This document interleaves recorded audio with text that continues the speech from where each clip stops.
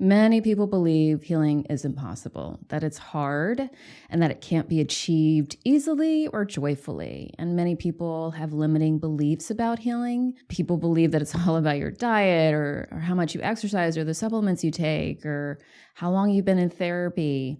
And a lot of people believe that someone has greater authority over your mind and your body than you do, that someone essentially has more power to heal you than you do. That was me for many years. Welcome to The Simple Source, your source for all things self-love, self-healing, personal growth, and spirituality. I'm your host, Linda Valines. I have over 10 years of personal and professional self-healing and teaching experience. I'm a trauma-informed, certified holistic health and wellness coach, certified Ayurvedic counselor, and author. I healed myself of a lifetime of complex traumas and chronic conditions with joy and ease. Now I'm teaching you to do the same. So if you're ready to heal and love yourself more, mind, body, and soul, without all the struggle and stress, and with more joy and productivity, join me to liberate your highest, healthiest, and happiest self and learn how to thrive more simply. Let's get started with today's episode. I want to begin this podcast by sharing my own healing journey, how I healed myself of a lifetime of complex traumas and chronic conditions with joy and ease while my late husband was dying of cancer. So I spent the majority of my life being unwell and unhappy. And when I say majority, I mean like from a very young age. My family and I are immigrants. I'm a refugee immigrant. I was born in a refugee camp. So literally from the start of life was traumatic. I was brought into this world in a traumatic way. I was raised in a traumatic environment. There was abuse of all kinds. My parents were not equipped to raise us with attunement or in a healthy manner.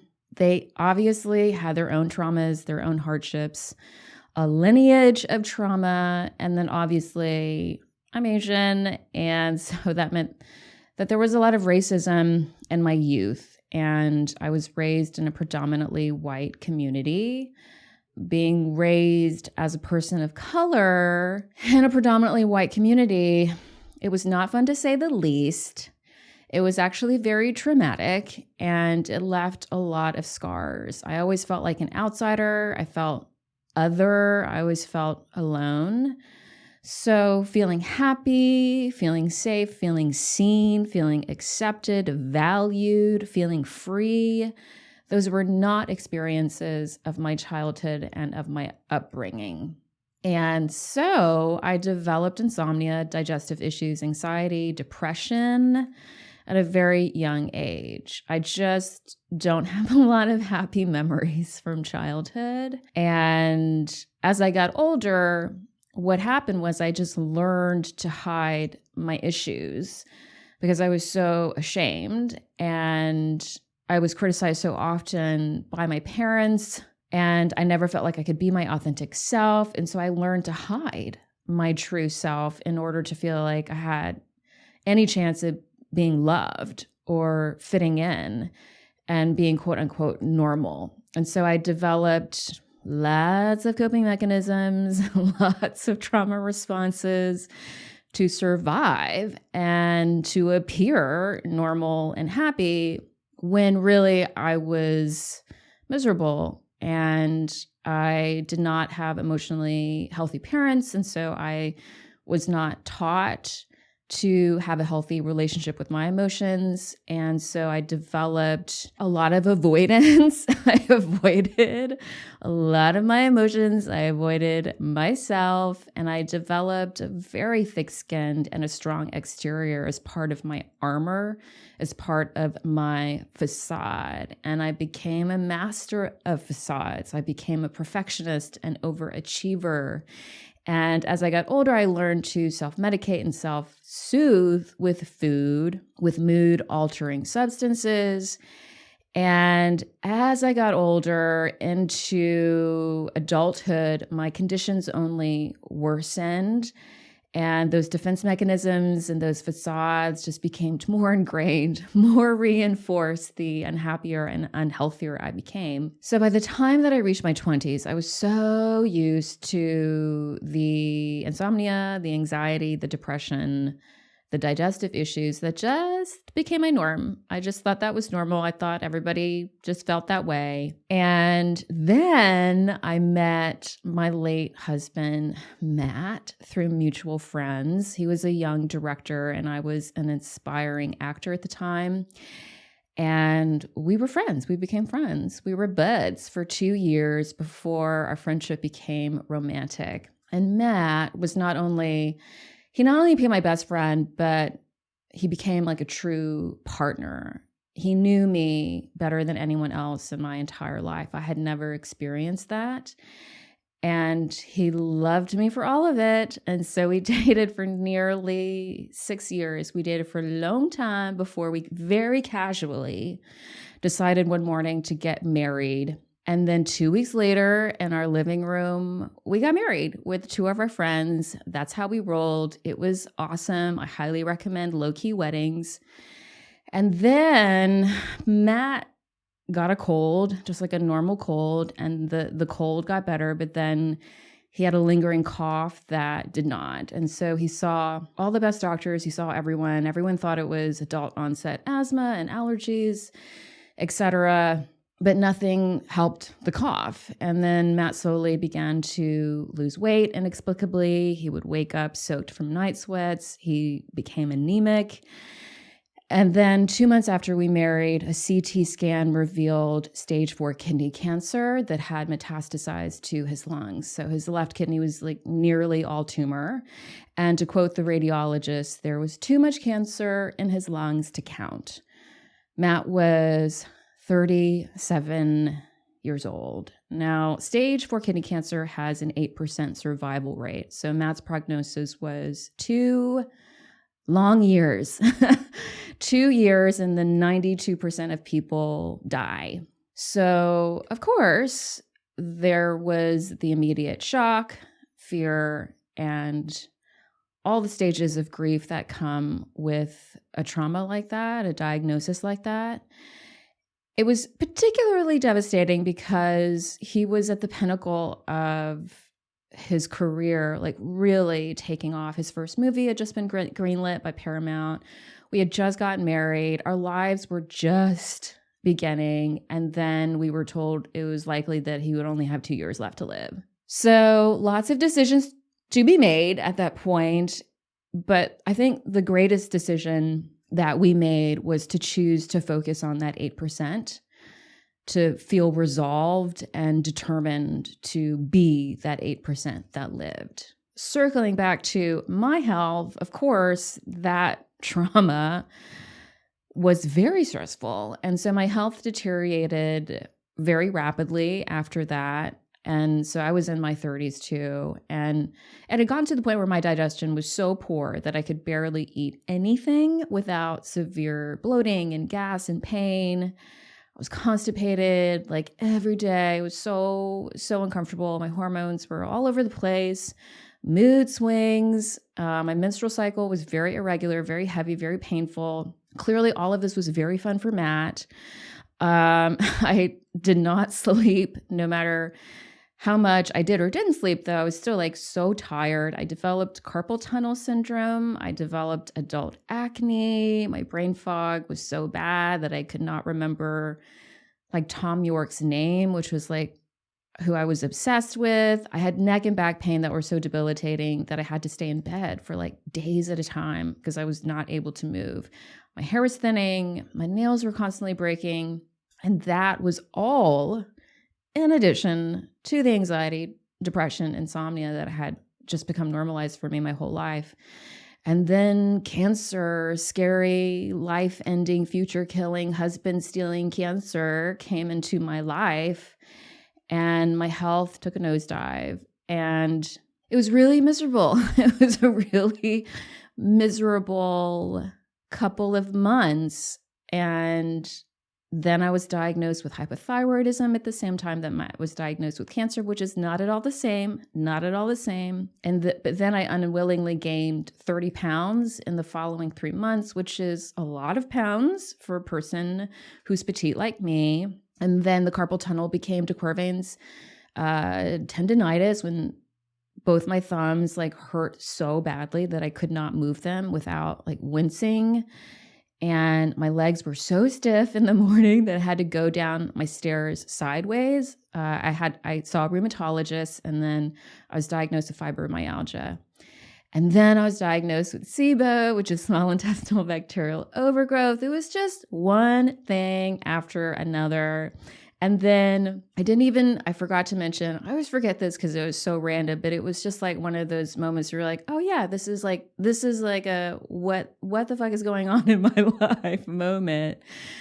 Like the same week that all of these diagnoses was happening, I was told, because we went on a vacation to Mexico, and I was like so ill, and I came back and my doctor was like, so you have mono and scarlet fever. My body was not okay. And of course, Matt was dealing with like the beasts of all sicknesses, which is cancer. And so before Matt's diagnosis, I had already started my healing journey because my digestive issues and my symptoms were so severe. I'd already spent like years trying all the diets, all the supplements, all the programs. I had eliminated basically all foods that weren't like leafy greens and protein and meat. I did the FODMAP diet. I did the paleo diet. I did all the diets. I exercised basically every day. I became grain-free, sugar-free. I made bone broth. I saw every specialist. I tried all the treatments. I gave every program, every supplement. I gave all the medications too, like a shot. I read everything. I read all the blogs, all the forums, all the medical papers until like my eyes hurt.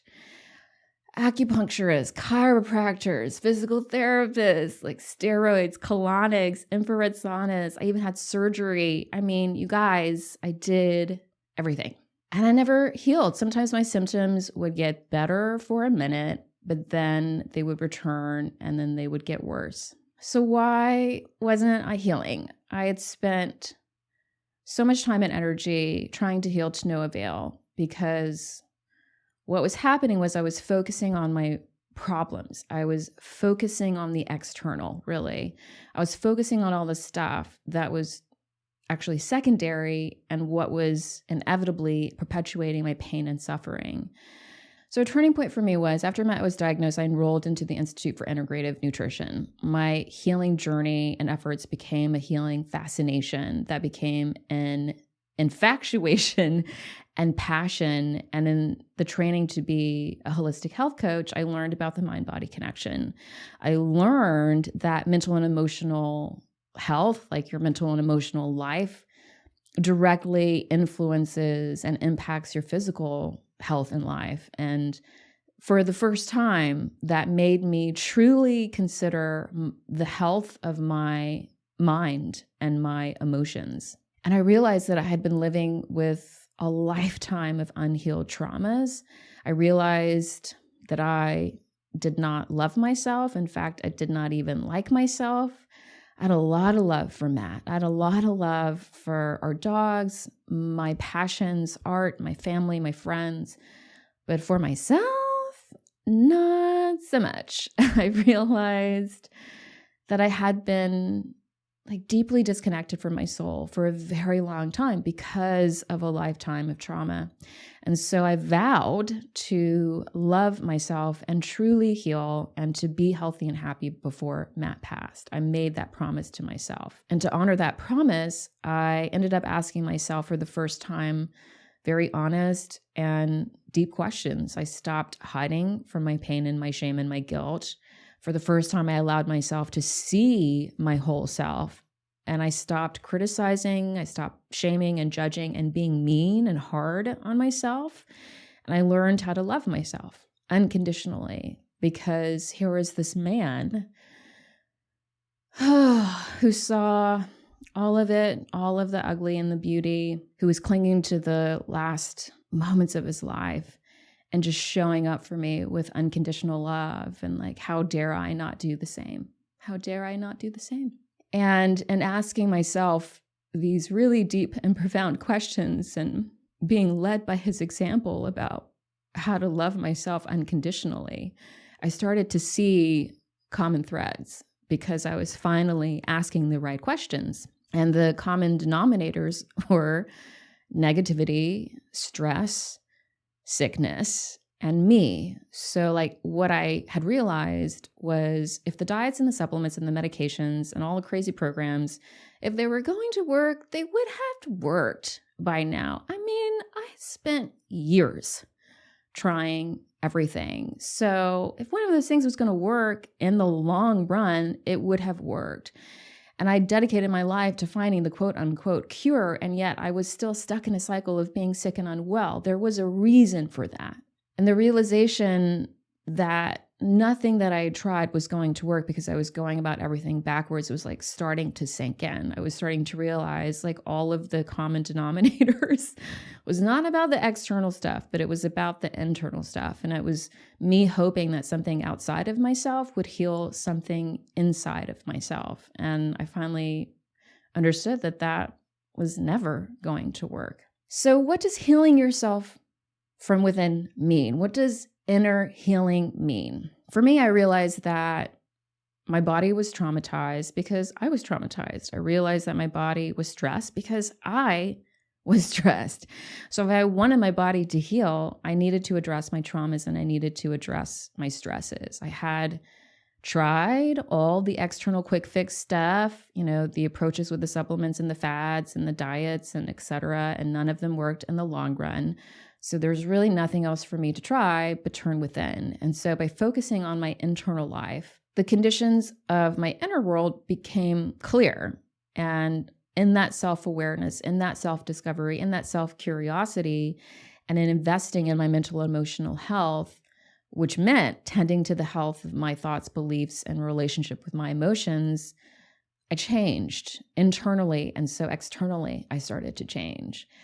And as I learned to heal myself instead of hate myself and criticize myself and shame myself and make myself feel bad, as I learned to lean into love instead of fear, which is a choice, when I learned to hope instead of dread, when I learned to believe instead of doubt, and all of that meant stopping negative self-talk. It meant changing my relationship with stress. It meant letting go of everything that was not love. It meant choosing to focus on my blessings as opposed to my problems. It meant choosing ease and relaxation instead of worry. It meant choosing to stop fixating on what I was eating or what supplements I was taking, and to actually start focusing on learning how to relax and love myself and love life. And in doing all of that, I successfully reconditioned my nervous system. And a few months before Matt passed, 90% of my symptoms disappeared on their own, which is called spontaneous remission or spontaneous healing. And that's because I learned how to consciously make the mind-body connection work in my favor as opposed to it unconsciously working against me. So I was able to do in months what I had been trying to do for years because I was finally focusing on what mattered the most, what makes the most impact on our overall holistic well-being, which is living the fact that the quality of our inner life determines the quality of our outer life. Our external world is just a mirror to our internal world. And so by choosing joy, by choosing ease over stress and worry, by choosing hope and love over fear and doubt, I had learned how to create the inner environment for my body to heal itself, which is what it was designed to do. We cannot heal in a state of fear and stress. We can only heal in a state of relaxation and regulation.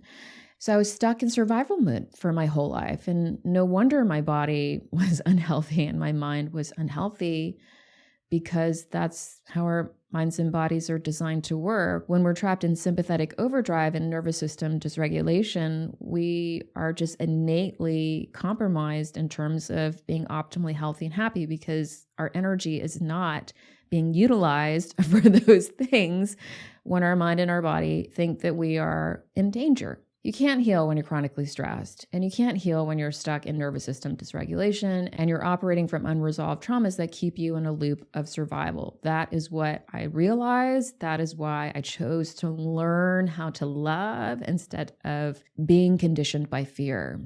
And it was so powerful that as Matt's health was declining, my health was improving. And unfortunately, he passed exactly 2 years after his diagnosis. But again, by the time that he passed, I had taught myself how to be healthy and happy. I had taught myself how to heal. So when he passed, there was only love. Of course, there was grief and pain, and it was awful and it hurt like hell. But love prevailed. Love always prevails. And after he passed, I continued to live from love. I continued to practice unconditional self-love and live the lessons that I learned, which are that in order to heal, we have to love. We have to love ourselves. We have to know ourselves. We have to trust ourselves. We have to feel. We have to heal our traumas, and we have to acknowledge our pain and our fear and our suffering in a healthy and healing way, as opposed to letting them keep us running in that loop of being sick and tired and unhealthy and unhappy. And then shortly after Matt passed, I went to Switzerland. I knew that I had to go to the mountains. I knew I had to move and not stop moving for a while. And so I went to Switzerland by myself, and I hiked 10 summits. It was 3 weeks of hiking by myself, no guides, no poles.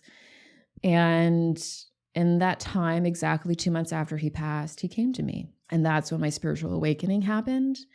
And he's actually never left me. His passing was transformative in every single way, mind, body, and soul.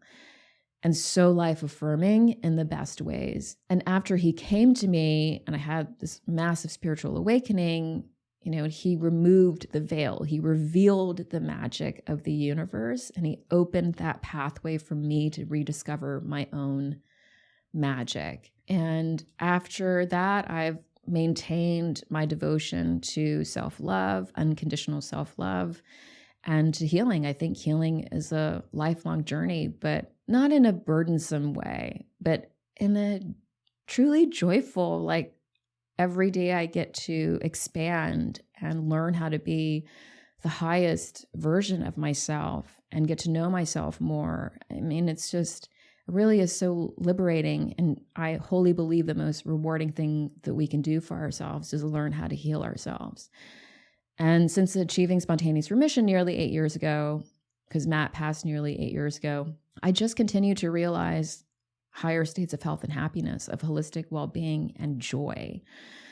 My physical health has been a non-issue the entire time. And so now healing for me is just about the multidimensional journey of trauma resolution and spiritual ascension. That's what it means for me now, because a lifetime of complex trauma takes time to heal. It doesn't take a lifetime, but there are so many layers, and I've healed so much. But there are always some deeper layers to meet and address and recondition on a core subconscious level. But I'm here for it. I'm eager to go there and meet myself there because, again, I've learned how to heal with joy and ease. It's not stressful to me. It's something I look forward to. I embrace the healing journey and the fact that it is a lifelong practice because I've learned how to heal with joy and ease and productivity. I've learned how to love and trust myself first and foremost, which makes my healing journey enjoyable and fun because I've learned to accept and embrace my truths in a healthy way as opposed to an avoidant or judging way. I've developed a healthy relationship with my emotions and stress so that I'm not intimidated by the heavier aspects of the healing process. I don't define my healing process, but those aspects. Again, I look forward to the release and liberation that resolving each layer when I go more deep into my healing awards me. And that's what I want for you. And that's why I started this podcast, to share an approach to self-love and self-healing that isn't burdensome, that isn't overwhelming or intimidating or complicated, but to provide you a proven path where you get to achieve authentic health and happiness with joy and ease and productivity, because that is what you deserve. We don't embark on a healing journey to continue to suffer. We embark on a healing journey to end it.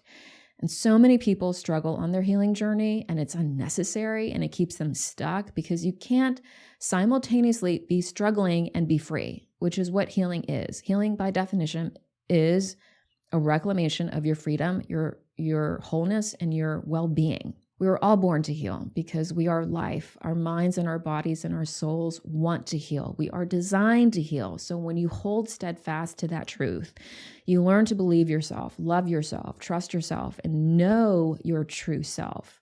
There is nothing that you cannot do. So I hope my healing story has inspired you in some small or large way and has helped you to remember what you can achieve and how powerful you are, and that where there is love, there is healing. Thank you so much for joining me today in The Simple Source. I hope this episode has inspired you, reminded you of your healing power, and reawakened you to who your true and highest self is. If the show has empowered and enlightened your self-love, growth, and healing journey, please share this episode, leave a positive review on Apple or Spotify, and subscribe to be reminded of new episodes. I am so grateful for your presence, and all of your comments and your support are seen and read and deeply appreciated. They really do help this show so much. Also, sign up for my newsletter, The Weekly Source, to get more healing tips, motivation stories, and to get to know me better. And if you haven't read my book, Unconditional, You Are Perfect As You Are, I invite you to get your copy today and start reading. And lastly, I would love to see you inside my Source membership, the only holistic and comprehensive step-by-step self-healing program that is proven to work. It's time to stop struggling to heal and time to learn how to thrive more simply and joyfully. All the links are in the show notes. Thanks again for joining me today, and I will see you next time.